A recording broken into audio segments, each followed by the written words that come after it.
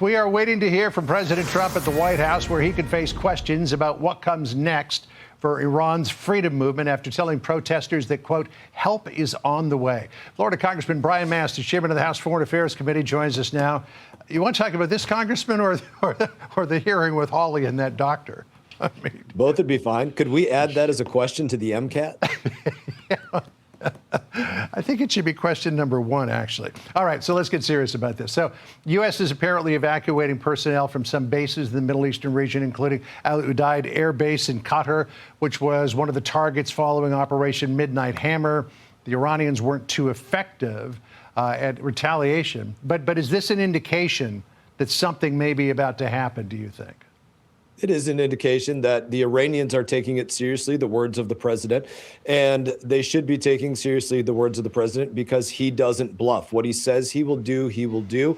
And we should be backing up the Iranian people who are looking for a free and fair and democratic Iran instead of the dictatorial regime that they've been under for so many years.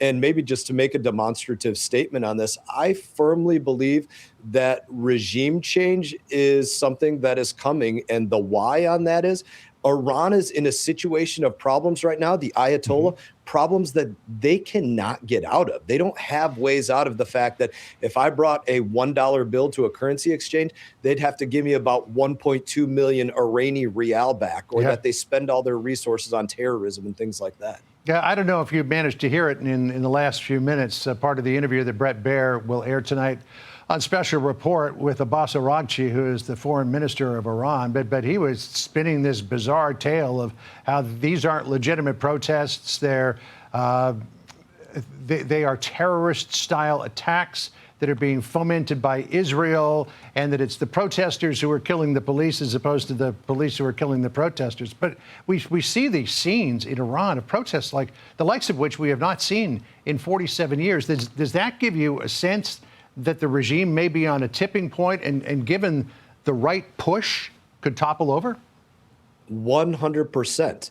You look at this, the protests are organic. They are revolutionary there. It is significant that people in Iran are willing to raise their hand against the government to the point that several hundred government officials are dead in a country where people are scared to whisper bad about the government there. That is a significant thing. And the fact that the government there is doubling down to say we're going to become more brutal, more repressive, as they do weigh things like saying, well, maybe we'll think about letting women drive motorcycles or other things, but they're becoming more brutal and repressive with their tactics to put down this uprising, if you want to call it, this revolution. Yet they are in a very bad place. That, again, I say demonstratively, I think regime change is at play here. So Mark Thiessen writes this in the Washington Post. He said, quote, the Iranian regime has bedeviled every American president since Jimmy Carter. It has killed more Americans than any terrorist state, and now it is killing Iranians by the thousands in a desperate attempt to maintain its grip on power. Trump has the ability to obliterate its leaders and its architecture of repression, just as he did its nuclear weapons program. He should do it. If he does, I predict that before the year is out, he will visit a free Tehran and receive a hero's welcome from the Iranian people. As the president mulls over a response, and we may hear more from him in the minutes ahead there at the White House, what do you think the president should do? I think the president's respond, historically speaking, from 45 to 47 administration is never bringing in an infantry division from Italy or for somewhere else in Europe.